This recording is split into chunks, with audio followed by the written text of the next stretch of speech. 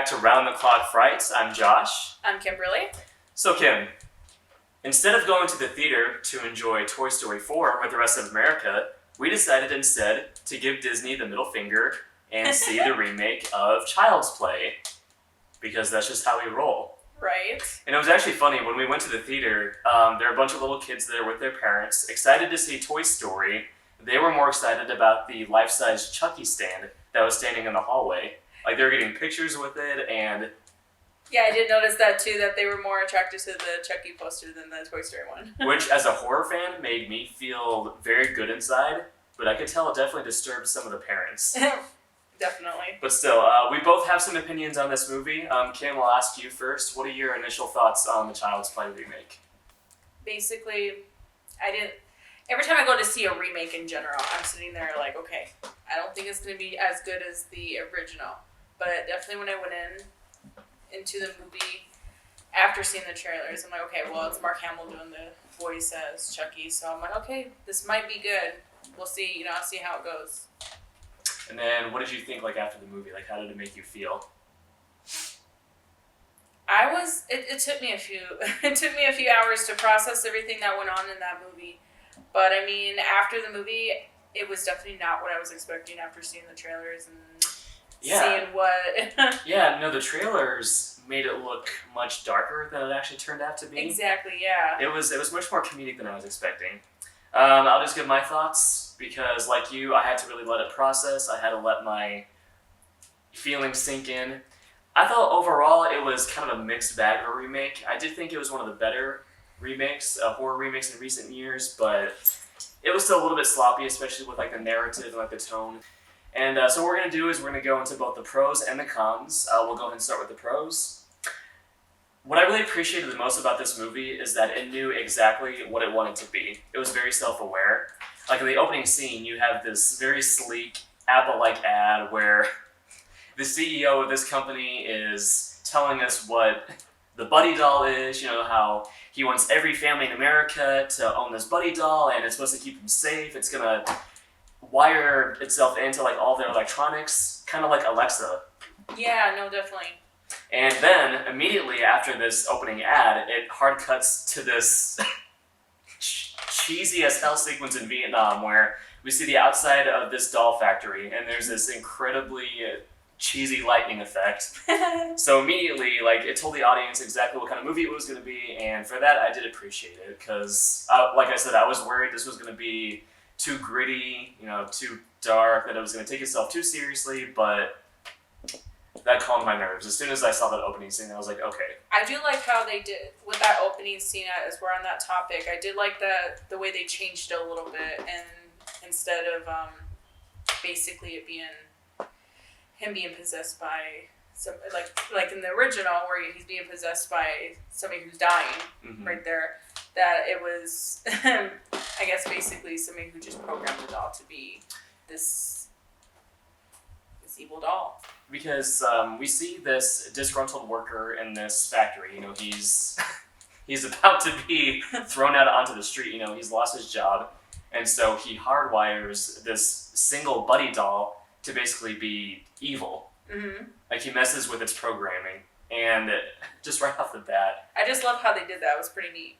Yeah, it was definitely different than the origins of Chucky in the original movie, which we'll get into. Mm-hmm. So after that opening scene, I figured we could talk about certain plot points in this movie. Just as a warning, we are going to go into spoilers, because we want to talk about certain scenes that we liked and certain things that we didn't. So another thing that I really liked about this movie is it had a lot of references to other horror comedies. Like, at one point, we go into a child's bedroom, and he had posters of Killer Clowns from Outer Space and Poltergeist 3. Did you see those? I did notice those, yes. And in one part, they're literally watching the Texas Chainsaw Massacre 2. Yeah. Which I didn't expect. I wasn't expecting that either. And, yeah, I mean, just all these throwbacks to other great horror comedies. It was one of those instances where, okay, this movie knows exactly what it wants to be. It's trying to emulate those other twisted horror comedies, that we grew up with back in the day. Mm-hmm. And it also possesses a very, shall we say, macabre sense of humor. Mm-hmm. Would you agree with that? No, I do agree with that, definitely. It was funnier than I was expecting. what was your favorite comedic scene? Because I definitely have mine. What scene like made you laugh the most in this movie? I would have to. No, I'm thinking about it. It makes me laugh. I would have to say that scene where he's trying to basically where Andy's trying to show Chucky how to be creepy. Oh yeah, setup. Andy's mom has a dick boyfriend in this movie, and so he wants to pull a prank on him with a Chucky doll. Yeah. And so there's like this minute-long sequence where Andy is trying to get the buddy doll to look creepy, so he asks him to make a bunch of scary faces. That scene, yeah. And then he's just, the way he's doing, oh my gosh. That definitely made me laugh. And I have a few other particular instances. There was a Star Wars reference in this movie, which is ironic, given that Mark Hamill voices Chucky. When Andy first gets the doll, he tries to think of a name for the doll. And just off the top of his head, he's like, I'm going to name you Han Solo. Do you like that? And then the doll thinks for a second. It's like, did you say Chucky? I'm like, no, that's not what I was talking about. No, that's not what I said at all. So the Star Wars reference made me laugh, and just the way the doll gets its name, I thought was very funny. Another kind of twisted bit of humor in this movie, it takes place after the first big death scene, where you have this decapitated head that Chucky puts in Andy's bedroom, and of course Andy wants to, hide it from his mom, so he wraps it in gift paper. His mom comes in, and she's like, oh, what do you have there? Oh, this is just a present for the nice lady, down the hallway. She's been helping me with my homework. And the mom, played by Aubrey Plaza, is like, okay, why don't we go give her the present together? Oh my goodness. And it sets up this sequence where they go to this kind of old lady's apartment, and he presents the gift to her, but he's like, please don't open it yet. And then just a bunch of wacky shenanigans ensue where he has to get this gift back before she opens it. Yeah. And sees a severed head inside. I thought that was funny, and I know I'm skipping ahead to the end, but the funniest part in this whole movie, the part that made me realize how much of a sadistic son of a bitch I am. So setup. You have this ending sequence where this store is having a launch for these new Buddy dolls, right? The Buddy 2. And so there's this one guy who's dressed like as a mascot. He has the big Chucky head on top of his head. Oh, yeah. The big Chucky mask. And of course, Chucky doesn't like it when other people are imitating or mocking him. So right before the mascot goes out to greet people, Chucky sticks a knife inside his neck. Oh, I think I know where you're going with this one. And then the mascot walks out in front of all these people. The crowd is cheering, getting really into it. And then he lands in front of this smiling little girl. And what happens next? The mascot guy takes the mask off, and a huge just geyser of blood sprays all over this little girl's face. Oh my gosh. You were laughing at that too, right? Yes, I was actually. I mean, as bad as it was, and it's like, okay, that's just horrible for any child to see that. I was laughing. As a parent, did it offend you in any way? No, it didn't actually. I mean, honestly, it's like, I don't know, it just didn't offend me. It made me laugh more than it did. We just have really bad senses of humor. Now, I can imagine sensitive parents getting upset at some of the grisly displays of humor in this movie, but the fact that they would get so upset just makes it all the more hilarious for us. Yeah. Now, earlier you mentioned that you were a bit worried at the prospect of Mark Hamill voicing Chucky. What were you particularly worried about? Because I was a bit worried that he would remind me too much of the Joker, which he has voiced many times in other animated films. I think that was mostly really it, because I mean, at first when they first announced that we were even going to do a Child's Play remake, my first thought was, okay, who are they going to do the voice of Chucky? Because of course we all love Brad Dourif as Chucky, and we're thinking, okay, anybody who's going to play him isn't going to be as good as him. But then we find out later on that it's going to be Mark Hamill voicing it, and my first thought was, is he going to sound like the Joker? So basically the same thoughts and worries that you had was what I had was, I don't want to be watching this and sitting there thinking, oh my gosh, picturing the Joker in my head more than Chucky. Because both characters, Chucky and the Joker, are sinister, murderous psychopaths. But thankfully, Hamill made the part his own. He Pulled it off wonderfully. He made Chucky much more innocent, kind of like a curious child, which is an incredibly different take than Brad Dourif, because Brad Dourif was just this maniacal, crazy, fun-loving psychopath. Yeah. Here, I thought Hamill did a good job. He did. With the voice. And as far as other Hamill villains go, I would say this Chucky stands admirably alongside the Joker and Fire Lord Ozai from Avatar: The Last Airbender. Shout out to Avatar fans. Now I realize that banishment is far too merciful a penalty for treason. Another pro, the performances, especially by the little boy and Aubrey Plaza. I actually really liked, or actually I'm going to say loved, because I really loved the way that Andy portrayed his character, or the actor who played Andy portrayed his character. Gabriel Bateman. Yeah, Gabriel Bateman. Like, he did a really, a wonderful job playing the role for Andy. And for the mother, I have mixed feelings on that one, really. Oh, I'd love to hear them. I mean, honestly, the actress herself was really good. I don't know, maybe it's just I'm not used to seeing Andy's mother being portrayed as what she was. It was definitely a different take. I wouldn't go so far as calling her white trash, because she is a loving mother. Yeah, she's working hard to make ends meet for her and her son. Yeah. But it was just definitely a difference between her and this one and then the original, And Aubrey Plaza, as we know, is like the queen of snark.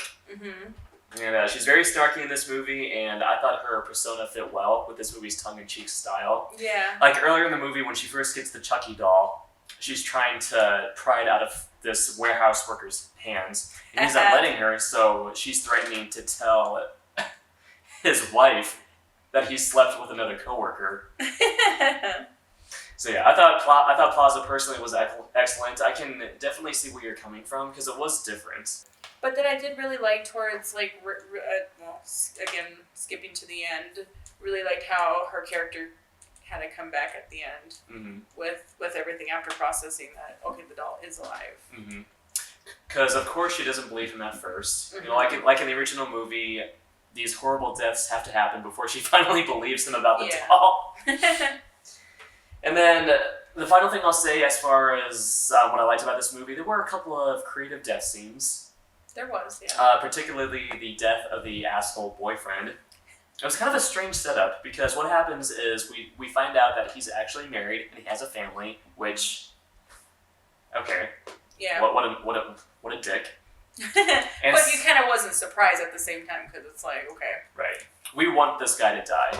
Yeah. That's what they wanted us to feel. But yeah, like I said, the setup is a little bit strange. So he goes home to his wife and kids, and he starts taking down these Christmas lights, which I didn't even know this movie took place during or after Christmas. To me, it came off as it was after Christmas, but they just never got around to taking down the Christmas lights. So we have Christmas lights up in April or May kind of thing. You know what? I will say, as someone who lives in Arizona, I see people leaving Christmas lights on their houses all year long. Yeah. So I guess I've seen stranger things. But I think that's what he was kind of referencing to a little bit in there, because he was sitting there going, "Dang, I'm having to take down these Christmas lights." And yeah. And so he's taking down these Christmas lights, and of course Chucky has accompanied him to his house. Does he fall off the ladder, or does he just? No, Chucky. I think Chucky shipped the ladder at first, and then it knocked him off. Right. Yeah. Yeah. So he lands on the ground. He's tangled up in these Christmas lights. Chucky starts a lawnmower. The lawnmower starts eating the Christmas lights. And it basically is pulling him because it's wrapped around him, and then it basically drags him towards the lawnmower. And in this movie's first display of some shocking gore, the boyfriend gets his whole face ripped off, and the top of his scalp flies through the air, lands on top of this garden gnome, and that's where we get the severed head from, because Chucky takes his face, puts it on a watermelon, and presents it as a gift to Andy. I think he takes his teeth out too. I think he did too. Yeah. I think you're right. So, creative death scene there, and then you have the repairman's death scene. By the way, I thought that was Jack Black at first. I did too. But yeah, the repairman, I mean, he's this scummy pervert Yeah. who lives in this apartment building. He gets Chucky at one point, and he's planning to sell him on eBay. Chucky, of course, has to go to work. And so what happens is that the repairman eventually, he's holding on for dear life, on these pipes. And Chucky, it turns up the temperature on these pipes. The saw, he has like a circular saw beneath him. The circular saw activates. The pipes are getting hotter and hotter. And so, of course, he lets go, and then he just gets completely obliterated by the saw. I'm not gonna lie, when I first saw it and I saw the thing going, I literally thought it was gonna like cut him like right in half. I thought so too. I thought he was gonna get cut in half. Like but he was just gonna fall like and it was just gonna go right between his legs and up through. yeah, very cartoonish death. Yeah. So now we can get into the cons of this movie. Mm-hmm. I didn't dislike this movie, but I did have some pretty major problems with it. First things first, my biggest problem is that this should not have been called Child's Play. It's just another example of a studio slapping on a popular brand name in an attempt to garner more interest from audiences. If you take away the Child's Play elements, this could have been a decent morality tale about technology becoming too advanced, but they wanted to earn those big bucks, so they slapped the Child's Play name on it and threw Chucky in there. And it was just very different than the original Child's Play, which I get remake, but I don't know.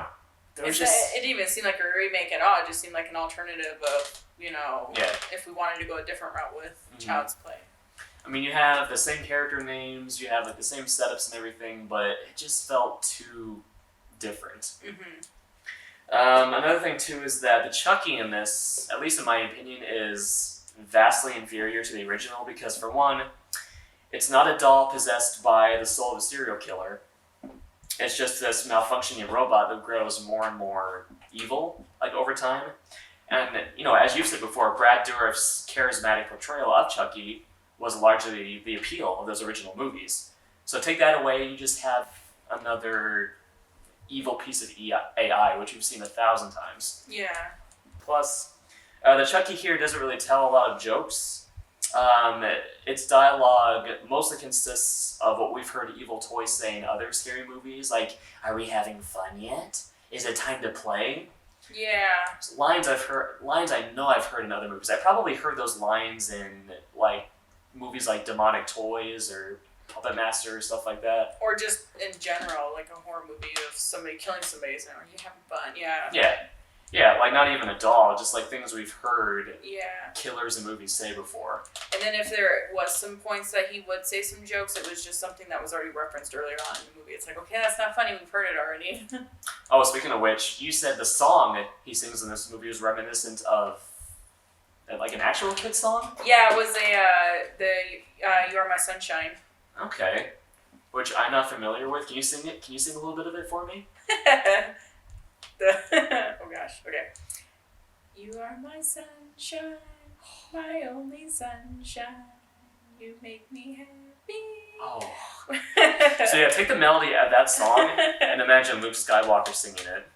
Another thing I didn't like about this movie is, like numerous titles in recent years, like Stranger Things, it's another nostalgic throwback to those 80s Spielberg, family films, and I'm just getting so sick of the kids coming together to stop this evil force trope that we've seen a million times in recent years. This film, I thought, did it especially poorly. It felt incredibly forced, especially when Andy makes friends with the new kids, like in his hallway. Mm-hmm. I thought those kid actors sucked. I thought those characters sucked, and I thought they were just kind of thrown in there. That part of it just really annoyed me. To me, I feel like there was no point in putting them in there. Yeah. It was this director trying to make an homage to movies he liked as a kid, like Explorers, The Goonies, and stuff like that. There was actually a movie, an indie horror movie that came out, I think a couple of years ago. It was called Summer of '84. Did you ever see that movie? No, I did not. It was really good, but it basically takes that same premise of all of these little kids living in the 80s. They come together to stop this serial killer who's living in their neighborhood, but it takes that trope and completely turns it on its head, because the ending of Summer of '84 is exceedingly dark and very disturbing. Definitely have to check that one out. Yeah, it's very good. But honestly, I'm just done with these filmmakers and their '80s nostalgia. Honestly, the cons that I would have to say for this movie, well, let's first start with the look of Chucky. Just this overall look. I don't know. I wasn't a fan of it. I don't know. They You know what it looked like? Did you ever see the movie Team America that came out in 2004, directed by the creators of South Park? No, I have not seen that one either. It stars these marionette puppets, and yeah, the Chucky doll in this movie looked like a Team America character, and it was ridiculous. I agree. I did not Honestly, like the design. to me, it's just like, okay, first of all, you have this doll that you're, trying to promote for children to play with. If I was a child getting this doll, I'd be horrified of this doll. Like, Absolutely. He just was super creepy, and it's like, okay, I mean, what kid's gonna sit there and go, oh, I really want to go buy this toy? Messed up kids. Right. I probably would have loved it. But yeah, just this thing, it has like those big eyes, and like there's even a shot like in the opening scene in that corporate ad where they're showing the parents putting this baby to bed. They turn the lights off, and this freaking bunny doll is just staring at this baby with its like big blue eyes, and I'm like, oh my god. That kid's gonna grow up with some Horrific images stuck inside its exactly. head. Oh my god, how unsettling. What other cons did you have? The other cons that I have would definitely be the music. Okay, really? I thought the music was pretty good. Well, I mean the Buddy theme song. Oh, the theme sorry, song. not the song. I'm sorry, not the songs, because the songs were good, but the Buddy theme song. Did it just like annoy you? Like I don't know. I just feel like they could have been a little bit more creative with it, but them ripping it off of from the "You Are My Sunshine." It was like, okay. yeah, and of course Mark Hamill had to sing the full-length version of that song over the end credits. And I'm someone who likes to watch a lot of the end credits, so I had to listen to him sing that insufferable show tune, and yeah. But the songs in the movie was really good. It was just that theme song that I was like, okay, it could have been done a little bit more differently. The score was good. The composer's name is Bear McCreary, and the main theme that he put together for this movie, it sounded like a tune that would play in a child's bedroom. So yeah, I thought the musical score was good. Were there any other cons that you had? Yeah, there was actually one more con. Yeah. The other con that I had was, I think it's just me in any horror movies when you do like when you're basically killing off animals and Oh, okay. and children or babies. I guess I don't know. I didn't like the one scene particularly with the cat. You didn't like when they killed the cat? No, I did not. And then like later on, like Chucky tries to basically torment Andy by replaying the cat dying in the bedroom when he was trying to sleep, and all he's hearing is his cat just. Yeah, there were a couple of big parts where I was wondering, man, I wonder if the cat actually got harmed on set for real, because there's one shot where the Chucky doll is literally like strangling it, and it looked like they used like the actual cat. It didn't look CGI. It didn't look like a puppet. It looked like they were strangling this poor cat, like on camera. But yeah, no, I don't know. Maybe it's just me with animals. I have like such a big heart for animals and kids and babies. Like, don't hurt the animals. And you know what? That's completely fine. I'm sure you didn't like that scene in the Babadook then when she wrings the dog's neck. No, I did not. Good night, Andy. So, ultimately, I would say we both found Child's Play to be an average remake. I mean, it had some good ideas, but ultimately it pales in comparison to the original. The next movie that we're all going to see is Annabelle Comes Home, and I can't...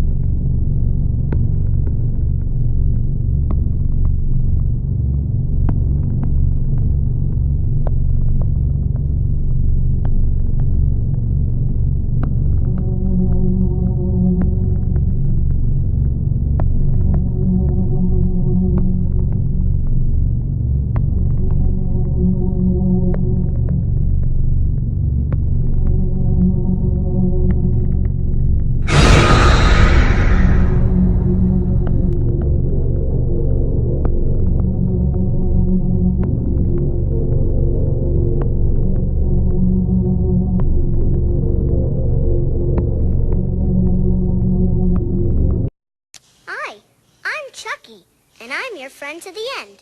Heidi ho.